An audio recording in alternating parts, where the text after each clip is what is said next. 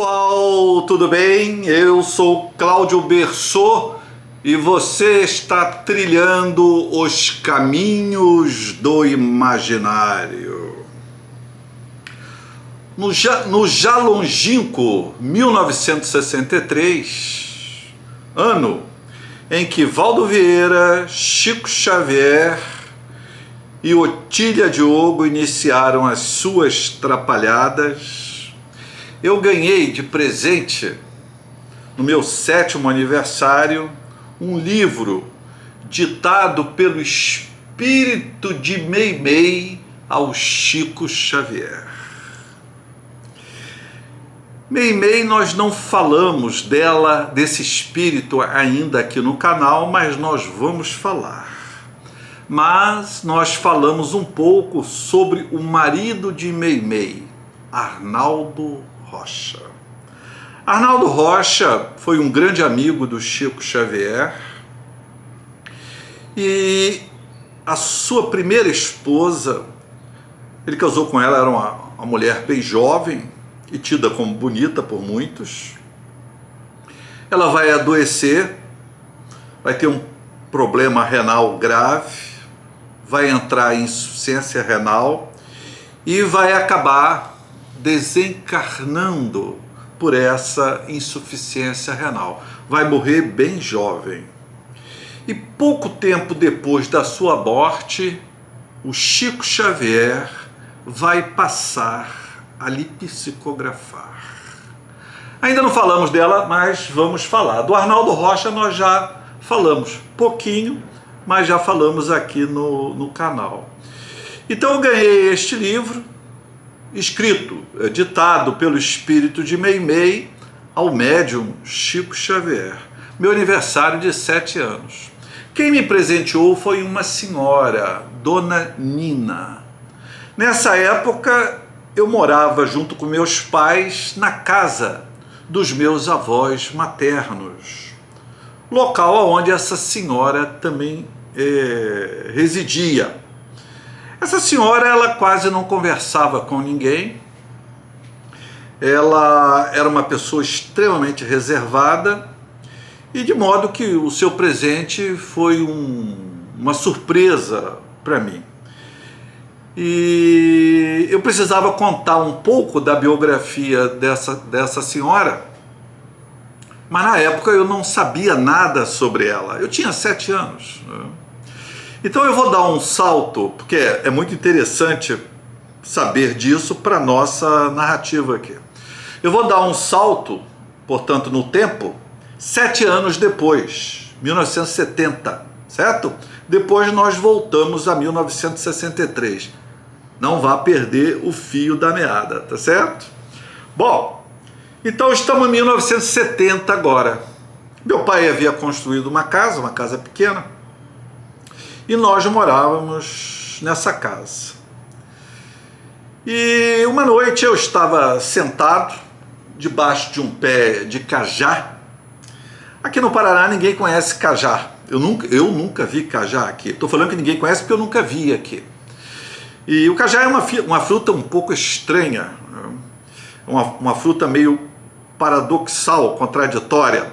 É uma fruta que tem um caroço todo espinhento, recoberto por uma carne que, quando ele fica madurinho, ela fica amarelinha e muito gostosa, um sabor agridoce, é uma fruta muito gostosa, né?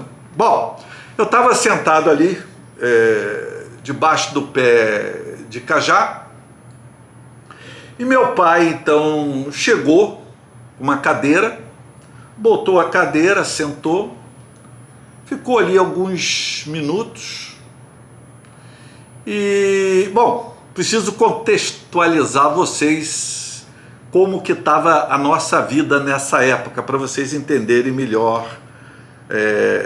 o desfecho da nossa história, tá certo? Bom, a minha mãe, alguns meses antes, então eu estava com 14 anos, certo? Eu era o mais velho dos meus irmãos, e eu tinha mais 5 irmãos, mais 3 irmãs e mais 2 irmãos. 2 haviam falecido.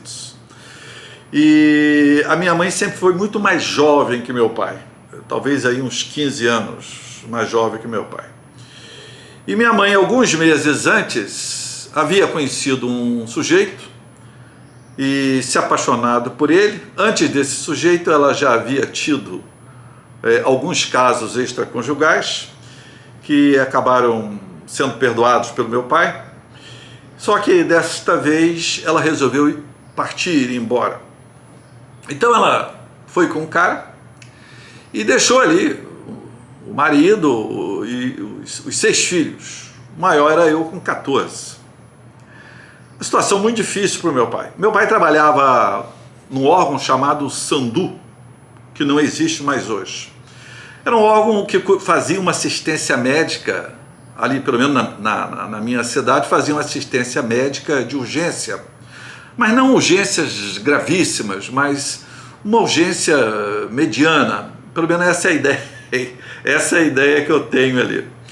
E meu pai era um faz-tudo ali. Ele esquentava a comida dos médicos, era quase um funcionário para servir os médicos. Então esquentava a comida dos médicos que vinha de um outro local, vinha em marmitas, né? Então ele que esquentava, ele passava pano no chão, depois que os médicos comiam. Eu sei porque eu era pequenininho e muitas vezes ele me levava para lá. Eu gostava muito daquele ambiente dos médicos. Eu achava os médicos pessoas muito bem-humoradas, muito risonhas, né? Então eu me sentia muito atraído por aquele meio ali. Bom, então passava pano no chão, essas coisas todas. Era um faz-tudo ali. Como um faz-tudo, não ganhava muito, ganhava pouco, né? Ganhava pouco. E de repente ele tem que cuidar de 6 filhos, então tem que fazer comida, lavar roupa, né? Arrumar a casa, levar os filhos, tudo pequeno, né? Levar os filhos no médico quando esses adoeciam e tal. Então, na época isso nem me passou pela cabeça, essa possibilidade, mas anos depois eu fiquei pensando sobre isso e pensei, pô, meu pai poderia tranquilamente ter nos distribuído entre conhecidos, amigos. O pai do Chico Xavier fez isso, né? Ou dado por uma instituição, porque é muito difícil um homem ganhando pouquinho ficar com 6 crianças pequenas. Bom, ele não fez nada disso, continuou com os filhos, cuidando deles todos e manteve, digamos assim, a família ali, a família unida. Bom, ele nunca namorou ninguém mais, obviamente nunca casou, e quando ele adoeceu, começou a ter Alzheimer, ele começou a ter Alzheimer cedo, devia ter uns 60 anos mais ou menos, quando começaram os sintomas da doença. Eu trouxe ele aqui para o Paraná para morar aqui comigo. Ele ficou um tempo, mas não se adaptou muito bem, quis retornar para a cidade lá, natal nossa lá. E ele confundia a minha esposa com a minha mãe, confundia a empregada com a minha mãe. Qualquer mulher que aparecia, ele chamava pelo nome da minha mãe. Então, um homem apaixonado. Quando a minha mãe, então, foi embora, ela aparecia de vez em quando, uma média aí de mais ou menos uma vez por ano. Trazia umas bugigangas para um, umas bugigangas para outro. Quando ela aparecia, ele não saía do quarto, ele ficava no quarto. Ele tinha medo de encontrá-la, eu acho.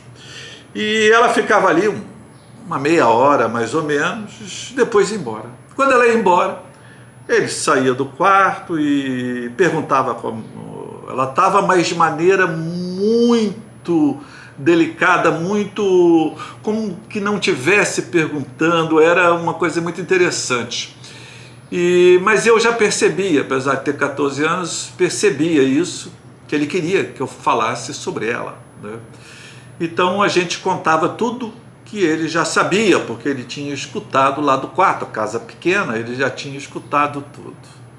O quadro era mais ou menos esse.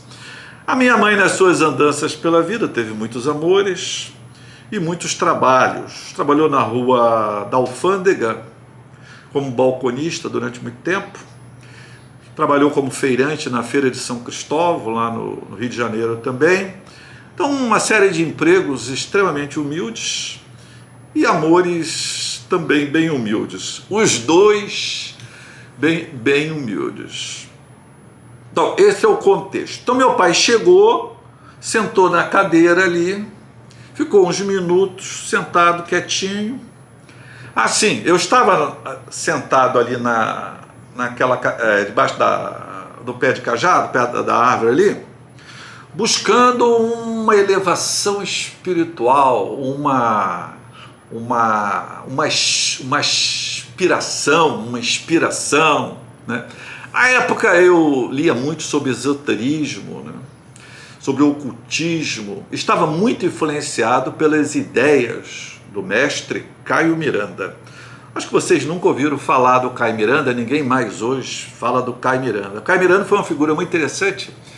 Ele era um general, filho de general, e que sim infiltrou, né, se desviou, né, se encantou pelo ocultismo. Ele era teósofo, ocultista e um grande praticante do Raja Yoga. E na época eu praticava também o Raja Yoga.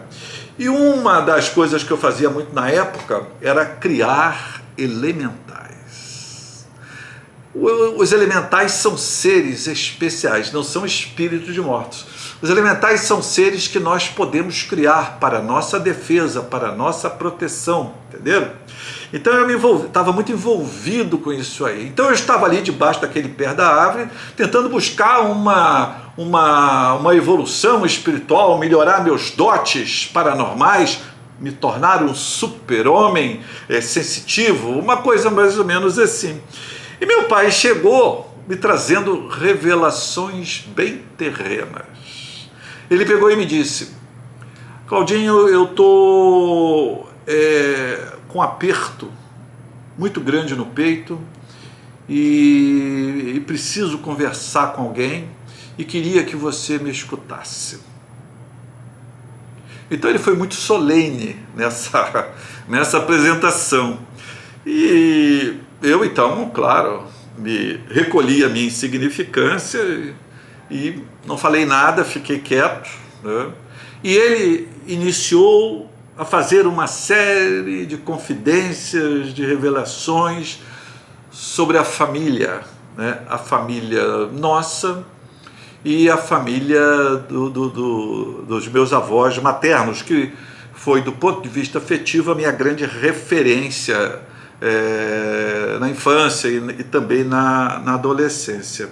E uma dessas referências que ele fez, uma dessas revelações que ele fez, foi sobre Dona Nina, a tal que me presenteou com o livro psicografado pelo Chico Xavier, graças ao espírito de Meimei, certo?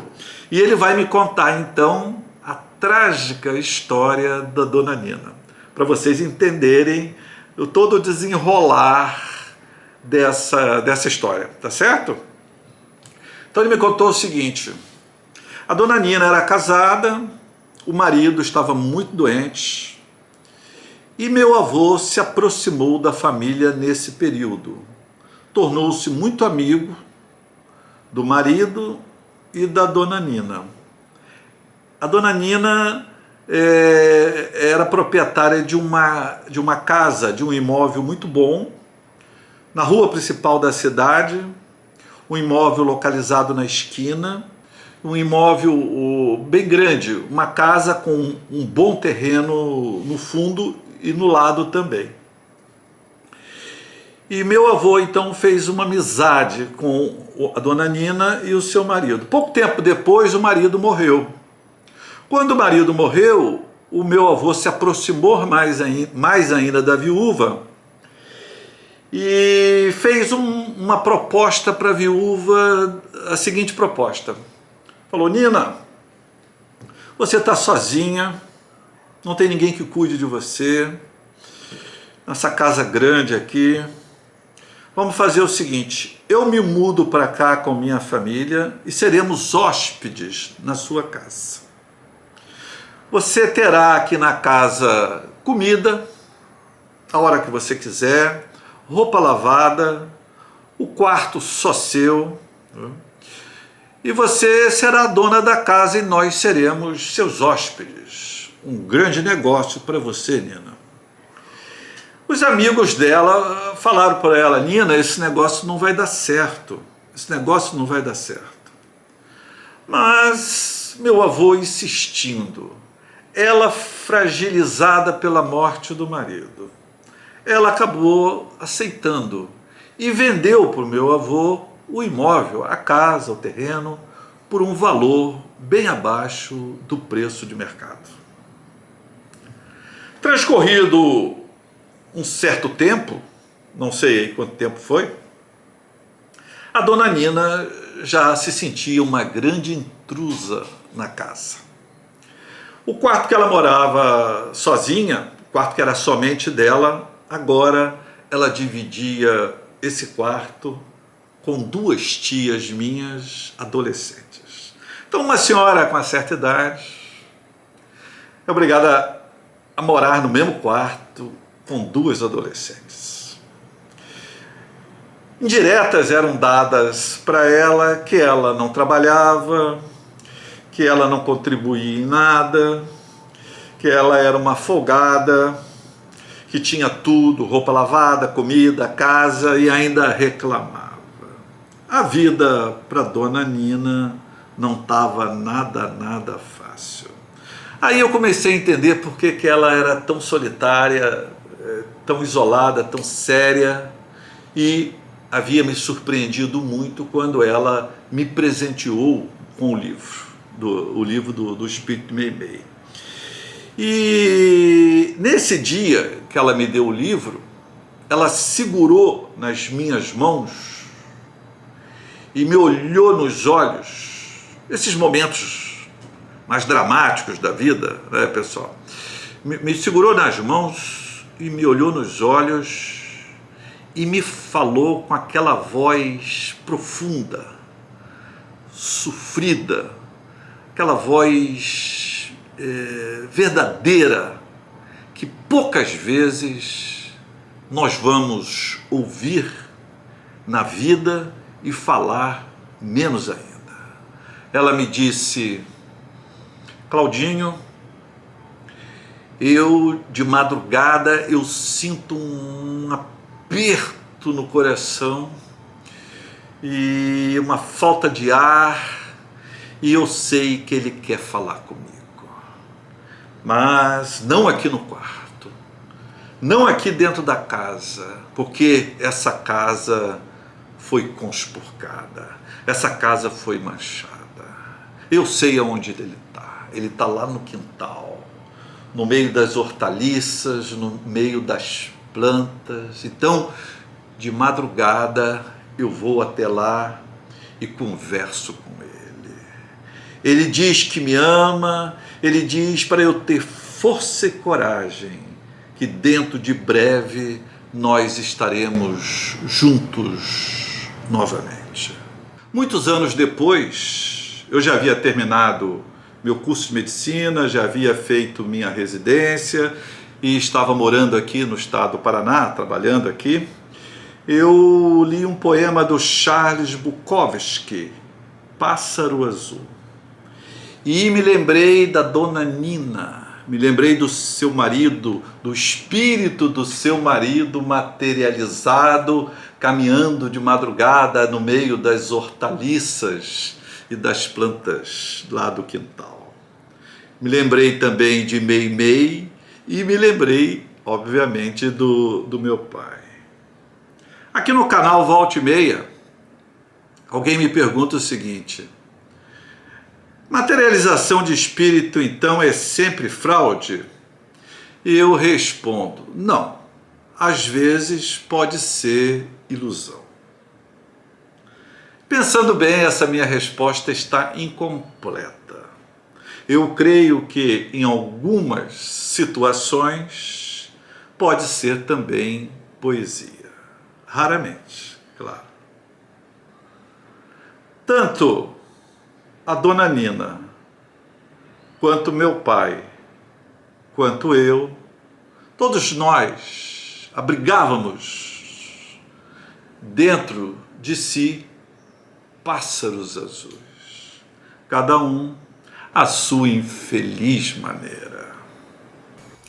Há um pássaro azul em meu peito que quer sair, mas sou duro demais com ele. Eu digo, fique aí, não deixarei que ninguém o veja.